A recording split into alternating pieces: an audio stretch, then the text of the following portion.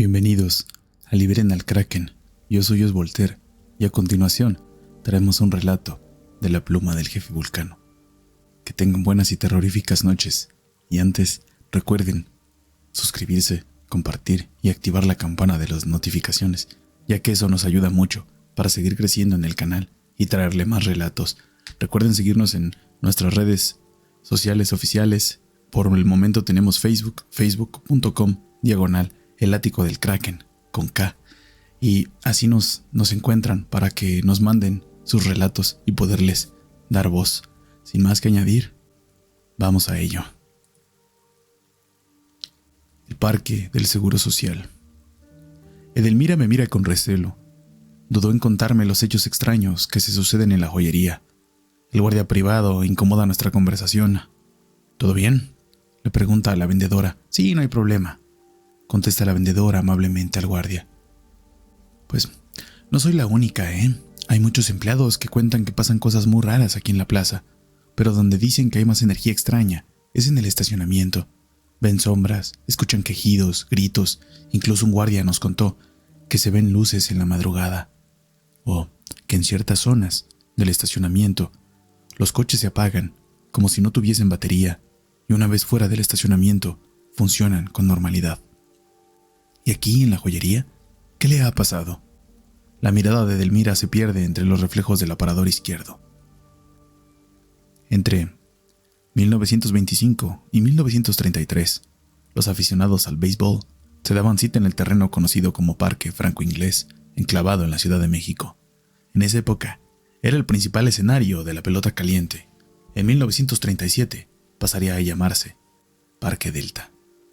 ¡Rojos! ¡Rojos!, retumba el grito en la tribuna de madera del Parque Delta. Corría el año de 1952. Los Tuneros de San Luis habían recibido el primer hit de aquella tarde, en donde la lluvia amenazaba, como siempre, con suspender el juego por algunos minutos. Los Rojos de México jugaban en el Parque de Béisbol Delta, ubicados a un costado de la calle de la Piedad.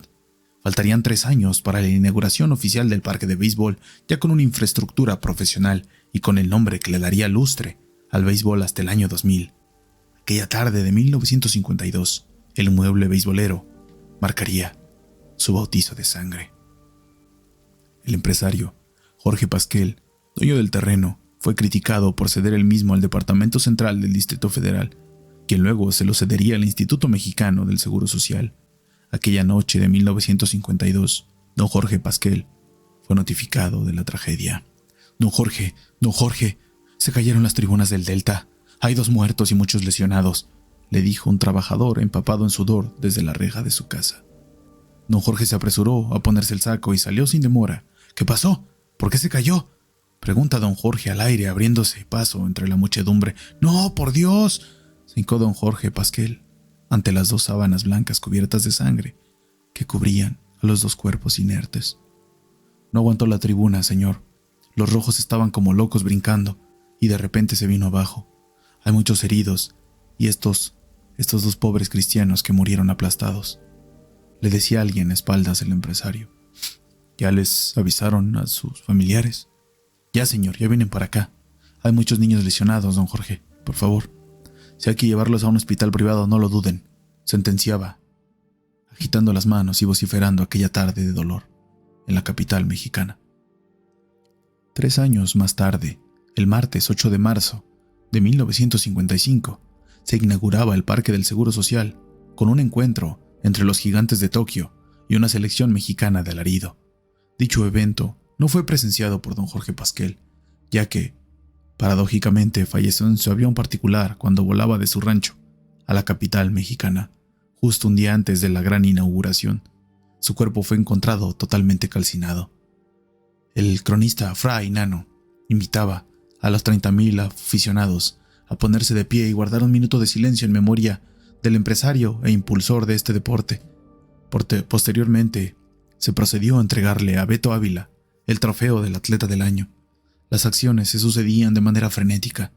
Al anunciarse el orden al bat del combinado mexicano, sobresalían el Chamaco Juárez, Pepe Bache, el Chaquilón Díaz, Pata del Oro Arrieta, entre otros. La noche fue para la novena mexicana, quien de la mano del zurdo Memo Luna blanquearían 7-0 al combinado de nipones. 30 años más tarde, y con una temporada que había culminado con otro campeonato para los Diablos Rojos de México, venciendo a los tecolotes de los Dos Laredos, el inmueble de la colonia Narvarte se prepararía para lo que sería a la postre su más trágico y oscuro episodio. La mañana del jueves 19 de septiembre de 1985. Miles de capitalinos eran sacados de los escombros sin vida. En pocas horas, los servicios forenses estaban rebasados y las banquetas lucían plagadas de cuerpos. Los más afortunados con sábanas, otros con ataúdes improvisados, y los más desafortunados, mutilados sin más pudor que el dolor humano. La mayoría de los cuerpos ingresaban directamente por la puerta de la avenida Cuauhtémoc. Los primeros cadáveres empezaron a ingresarlos el viernes 20 de septiembre, ya para el domingo 22. Todo el diamante y casi los jardines estaban llenos de restos humanos. A la par de los cuerpos, llegaban camionetas con hielo seco para ayudar a mantener lo más posible los cuerpos que se descomponían rápidamente. Gran parte de los cadáveres que albergó el Parque del Seguro Social provenían de la Roma, Narvarte, Doctores, pero principalmente de los multifamiliares Juárez. Personal del mismo inmueble fue capacitado de manera emergente para clasificar y conservar en el mejor estado posible los restos mortales de cerca de 2.500 personas. Nos dijeron que buscáramos las zonas donde diera más sombra durante el día, luego que les aplicáramos formol, y ya hasta horas después nos dieron unos letreros grandes pintados a mano que decían identificados, no identificados, restos humanos. Conforme pasaban los días, se fue sumando más gente para apoyar a las tareas en el Parque del Seguro Social. Al formol se le sumaba el hielo seco que debíamos acomodar encima y a un costado de los cadáveres. Relata Juan Villegas, extrabajador del Parque del Seguro Social. Otro improvisado escritorio con máquina de escribir fue montado muy cerca del lugar del equipo local. El letrero, escrito a mano, decía Panteones. Aquí se encontraba la lista de cadáveres que ya habían sido identificados por amigos o familiares. La función de este punto era terminar con el calvario de la búsqueda de los familiares o amigos incomunicados, ya con la certeza de su muerte y su cristiana sepultura. Las filas eran interminables. No eran las filas donde hay bulla, vendedores ambulantes y distractores para matar el tiempo. Aquí reinaba el silencio y la incertidumbre. Conforme se acercaban al acceso, la gente empezaba a sacar cubrebocas o pañuelos impregnados en fragancias florales o alcohol para distraer un poco el hedor a muerte que se instalaba en las narinas. Un hombre con un megáfono repetía la instrucción inicial. Si traen pluma, escriban el nombre de su familiar para que no se retire el cubreboca. Van a pasar a la carpa de la derecha para que busquen a su familiar o conocido en la lista. Nombre completo: Luis Pérez Juárez. Luis Pérez Juárez, dijo Marta, en voz baja, casi a punto del llanto. Familiar directo: sí, es mi hermano. Edificio, calle o casa en el que habitaba: multifamiliares Juárez. Ya buscaron en los hospitales de la zona y delegaciones. Ya, desde el jueves, y ayer domingo fue la última búsqueda. Después de varios minutos, el hombre regresó. No está en la lista de identificados. Tendrá que pasar a la carpa de los no identificados. Necesito los siguientes datos del desaparecido: edad, domicilio, sexo, señas particulares y, de ser posible, la ropa que vestía ese día. 34 años de edad. Multifamiliar, Juárez, edificio C4. Era el que estaba sobre el paso a desnivel de Orizaba. Masculino, una cicatriz de apendicitis y un tatuaje de un ancla hecho con aguja y tinta china en la espalda, con el nombre de mi mamá, Rosa. Y ese día no sabría decirle qué vestía, pero casi estoy segura que estaba en short y sin playera. Era la forma en la que acostumbraba a dormir, y justamente los jueves era su día de descanso en el trabajo.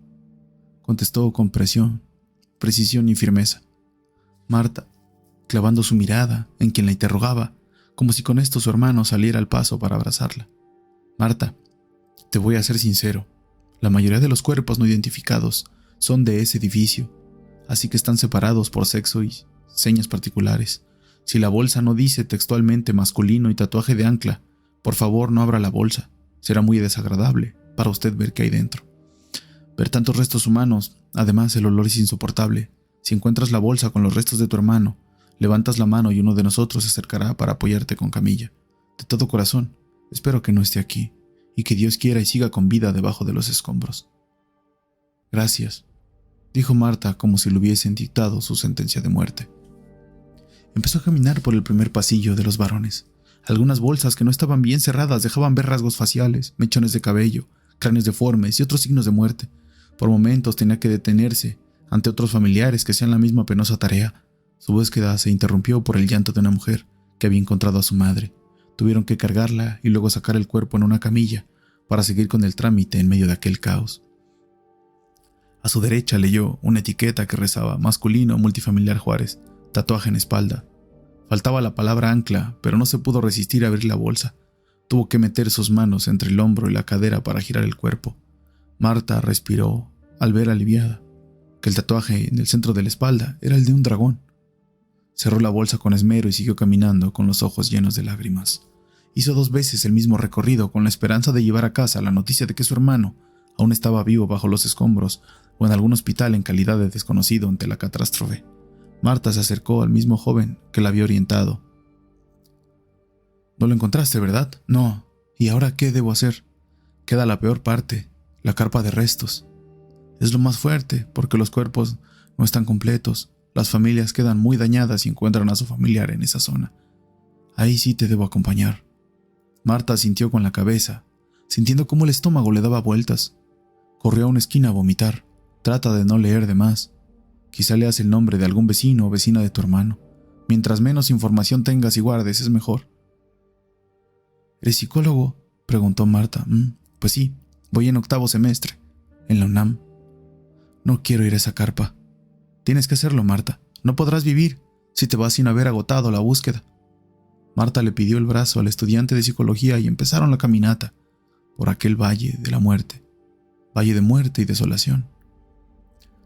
¿Cuántos años tiene trabajando en esta joyería, Edelmira?, pregunté para suavizar la entrevista. Desde que abrió Parque Delta, joven. Incluso llegué a venir al estadio. A mi papá le gustaba mucho el béisbol. ¿Recuerda algo del sismo del 85? Solo lo de las noticias, joven. Vivíamos muy al norte, ya que ya se sintió fuerte, pero no pasó nada. Oiga, Edelmira, ¿y cree que si pasen cosas aquí, o sean leyendas urbanas? Si sabe que en este lugar miles de restos humanos fueron depositados para que los identificaran. Sí, lo sé. Soy muy respetuosa del dolor humano, por eso cada vez que me cuentan algo extraño, soy muy discreta. Yo no creía, hasta que me empezaron a cambiar los relojes del lugar. ¿Solo los relojes? Sí, eso es lo curioso. Únicamente los relojes de caballero y nada más. Los que están en los aparadores laterales. Nadie tiene acceso aquí. Y más tratándose de joyería, incluso hemos checado las cámaras y no se ve nada extraño. ¿Cómo? ¿Estás segura de que los relojes cambian de lugar? Porque los tengo acomodados por marca y estilo. Incluso una vez hasta coloqué 2 etiquetas del mismo color en cada estuche, numeradas en pares, y al día siguiente estaban más de 10 pares revueltas. Además, las carátulas aparecen sucias, como cuando dejan las huellas de los dedos. ¿Le pasa seguido esto? Sí, es muy frecuente. Al principio lo reportaba a seguridad, pero ya nos cansamos de tantos incidentes. Es mucho papeleo, y pobres de los de seguridad los traen vueltos locos. ¿En el día ha visto o sentido algo, Edelmira? Solo siento como si me estuvieran observando desde un punto del fondo de la joyería. El guardia ya hasta sabe. Me empezó a echar aire con la mano y él se acerca para calmarme. ¿Cree que sea algo relacionado con todo el dolor que se encerró en este lugar? Mire, joven. Mi madre dice que cuando las almas no están listas para partir, quedan confundidas. Estoy segura que eso sucede con tanta energía aquí. ¿Puede imaginar cuántos murieron sin darse cuenta porque estaban dormidos cuando se les cayó el edificio? Porque murieron de manera instantánea o bien porque pensaron que era una pesadilla y aún sienten que no han despertado. Estoy segura que esas almas siguen aquí confundidas. ¿Ha pensado en renunciar, Edelmira? No es una energía negativa. Nunca me he sentido amenazada por estas almitas que andan por aquí deambulando. Lo peor es ordenar los relojes y limpiarlos. Todo queda en eso. Me gustaría de corazón que alguien con algún don o sensibilidad viniese a ayudarlos a cruzar o migrar a otro plano, pero la gente de aquí es muy escéptica. ¿Se refiere a los dueños de la plaza? Sí, así es. A ellos mismos me refiero. Una mujer con bebé en brazos entra a la joyería para preguntar el precio de unos broquelitos. Yo me aparto unos metros hacia los aparadores laterales, observo los relojes Imagino todo lo que Edelmira me ha contado. Edelmira, muchas gracias por tenerme la confianza de contarme todo lo que vive aquí. Joven, ahora solo déjeme hacerle una pregunta, pero me contesta con la verdad, ¿sí? Claro, digo con intriga. ¿Por qué le gusta narrar estas cosas? Inhalé con profundidad y entonces contesto. Quizá porque de lo posible se sabe ya demasiado, Edelmira. Quizá porque nos negamos a aceptar que todo acaba tan pronto en este plano, pero sobre todo, Edelmira, por ejercer uno de los derechos más sagrados en esta vida. Crear de los lugares donde no existía nada. Edelmira y yo solo nos conocimos los ojos. Me despido llevándome mis manos al pecho en señal de agradecimiento. Algún día le daré un abrazo, Edelmira, ya cuando este bicho lo permita. Dios quiera y así sea pronto, joven. Cuídese mucho. Ojalá le haya sido útil la información para sus relatos. Marta, ¿quieres agacharte a leer el etiquetado de las bolsas? ¿O quieres que lo haga por ti? Yo lo hago, respondió Marta apretando el pañuelo desechable hecho añicos en su mano derecha. Marta está impactada. En las dos primeras carpas de las bolsas o ataúdes improvisados dibujaban las formas de siluetas humanas. En esta sección había incluso bolsas en donde el nudo quedaba en la parte superior como si se tratase de basura. La forma de la bolsa abría un abanico infinito de posibilidades entre la imaginación y lo que realmente se encontraba dentro de cada envoltorio. Marta volteó hacia la izquierda y negó lo que su vista le ordenaba. La racionalidad aquí jugaba una partida contra la suerte. Una bolsa grisácea atrapó la mirada de Marta. Una daga se encajó en su vientre. Abrió la mano y soltó los restos del pañuelo sobre la hierba seca de una parte del campo. Ya no escuchó la voz de su lazarillo. Se arrodilló frente al envoltorio y solo lo abrió para confirmar que dentro estaba en un lienzo humano un tatuaje de un ancla con el nombre de Rosa en la parte inferior.